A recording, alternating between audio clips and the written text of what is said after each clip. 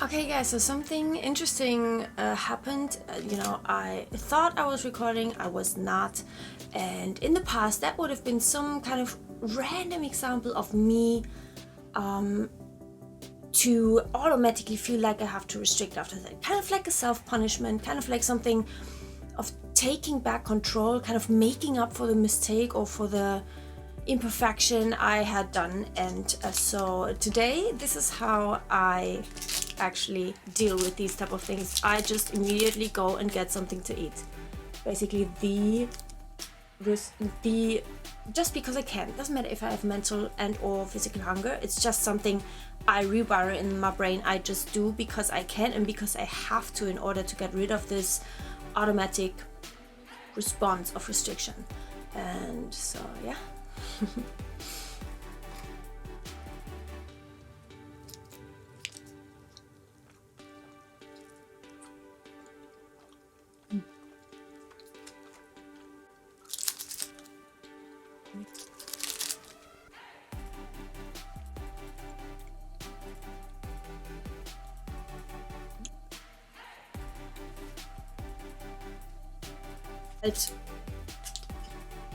So that, for example, is normally something that I don't usually take my mobile out for, just to record it, to film it, because it just would be, so it would feel weird and like like effort, like I don't know how to say, it would feel a little bit compulsive basically. But now I had my camera on anyway, so I showed you guys. But these are the types of snacks that I think, well, it just takes a minute to actually eat it, and so I don't really film it for you guys. That's what I mean, that not everything I show you what I eat nowadays is everything I eat in a day, if that makes sense. Okay, let's get into the video.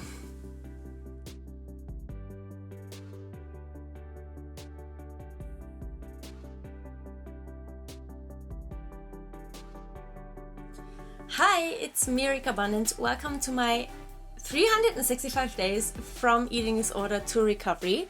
And today I'm going to talk about a family trip that I went on with my family last weekend. And it's just something that I enjoy so thoroughly now that I'm in real recovery and close to fully recovered. It's just freedom, pure freedom.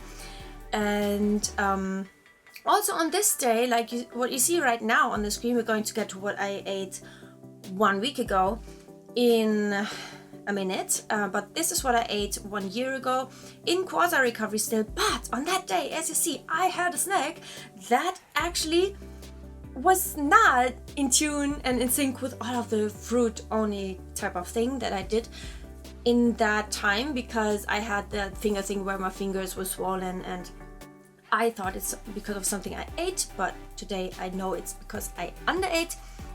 And you see here, I actually loaded up more of the peanut butter on the bread.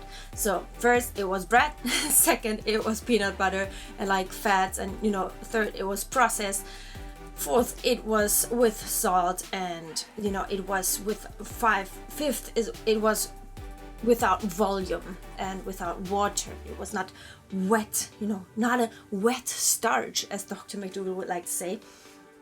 But it's not really what I should have done. I should have eaten the whole loaf of bread, but it's better than nothing. And these small seeming steps, and really small steps, they were small steps, they were part of what got me to real recovery, which this was not real recovery at all. I mean, look at me cramming in a whole lot of, this orthorexic type of style meals, like the bowls, the wonderful, wholesome, nutritious bowls. And I would eat that anytime also now, but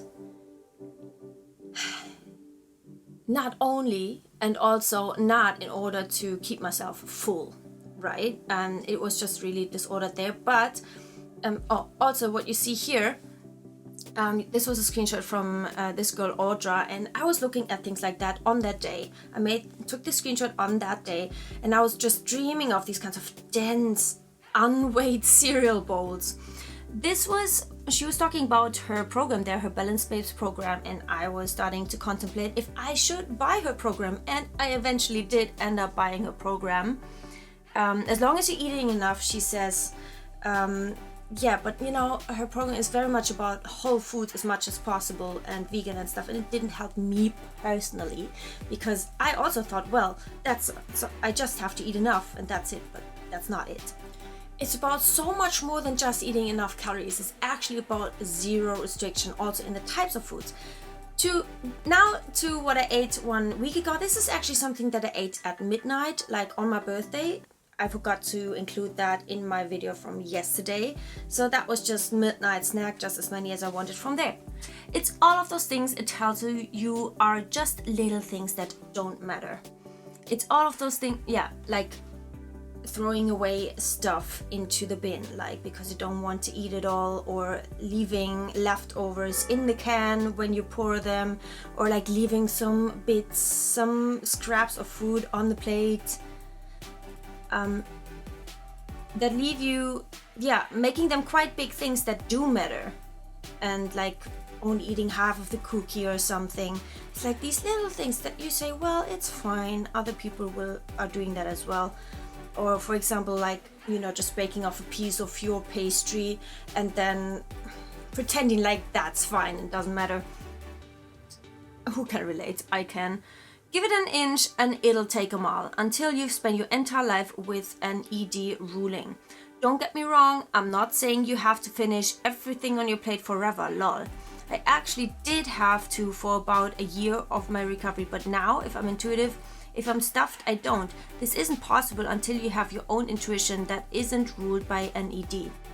It's a confusing place to be in, and it can become a lonely place to be in. You can appear fine to all those around you, eating, smiling, joining in, doing normal life things, still quasi recovery if you're not doing it 100%. You might not appear unwell at all, you may not use behaviors anymore, you may be able to live your daily life, blah blah. Here's your permission to let your eating disorder go. All of it, the whole thing. You deserve to be free. Well, yeah, that's basically nothing has to be added. We used to say it comes down to the last pea on the plate, and it's true. 1 pea becomes 2 tomorrow, 2 become 3. You'll never finish them because you didn't yesterday. Break the cycle. Yes, exactly. And of course, when initially challenging foods, etc., anything is a huge achievement. Just having a bite of something, etc., any step forward is incredible. I certainly wasn't clearing every meal and snack straight away, lol. Yeah, it was just so much like me. Like, if you neglect recovery one day, you will be in a mini relapse the next day. That's just how it goes. This is actually photos, so don't do that. Okay, just it's a 24/7 job. This was photos of the breakfast we had on our family trip. I joined in with everyone. I do not have my own breakfast now. I had this bun with a lot of seeds, and then there's butter and jam on there, and then some I actually got these flowers for my birthday, wild flowers. I love wild growing flowers. On the other half, I had butter and cheese, and I also had a milky coffee. And I also had orange juice, like a multivitamin type of juice. And we're here, it's called Mosel in Germany, and it's just a wonderful region.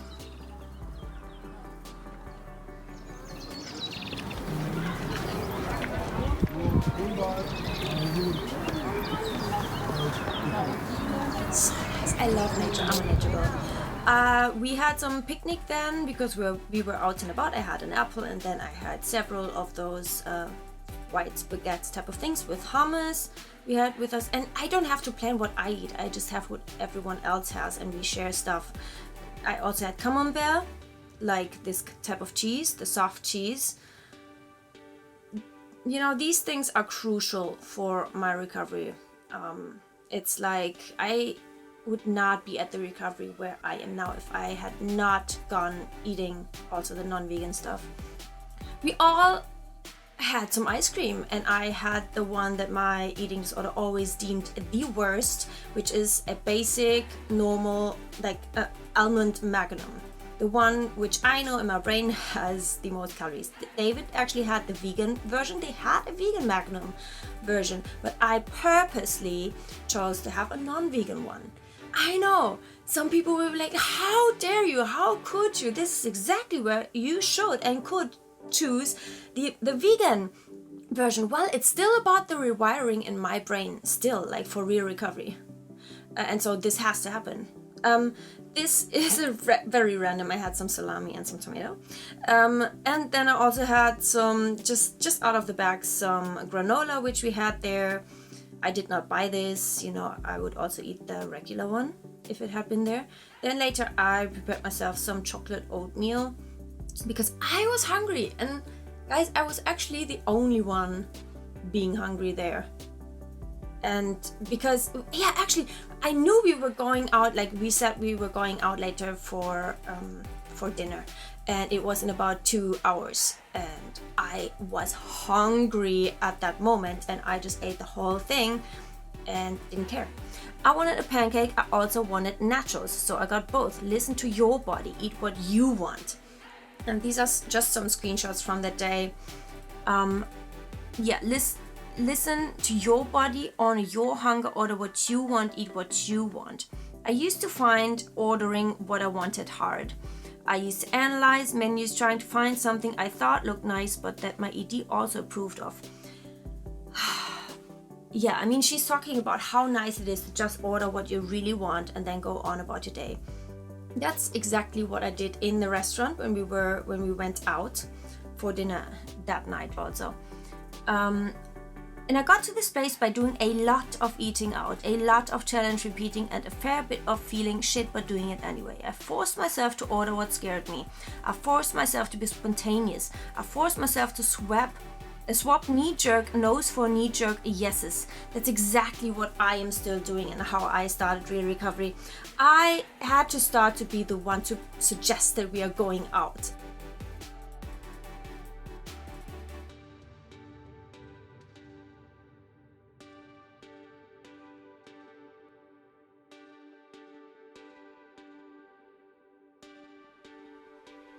There's my family sitting together. And to basically force myself to get into this, not leave it to chance. I had chocolate, the peanut caramel Milka chocolate. My dad and I have the same taste there. And I was glad he actually brought it for the trip. And it's just so cool for me that I can just join in and don't have to pull through my own kind of program. And especially, there's no panic. I also had some of these whole milk chocolate eggs. Lind. They're kind of, don't ask me why my hands are so red there. I think it's the lighting. And also I had some peanuts. This is supposed to be peanuts and the chocolate. A chocolate egg and several of them.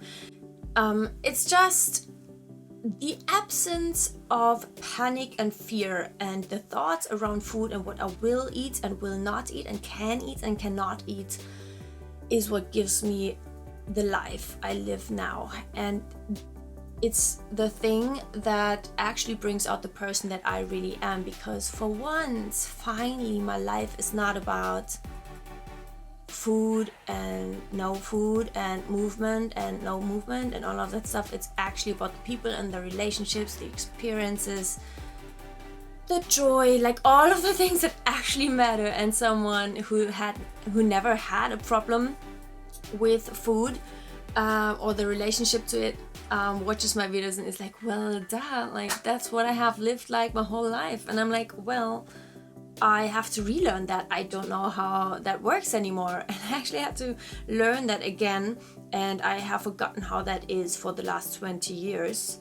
And will never give that back, to be honest, because I just totally feel like I have resurrected as a person, like as the real Miri. Okay, it gets really deep now.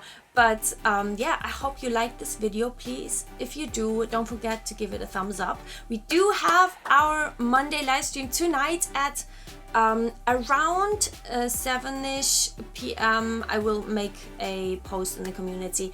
Make sure you're there. if you want your answers to be answered, if you want your questions to be answered instantly. And I see you then. Bye.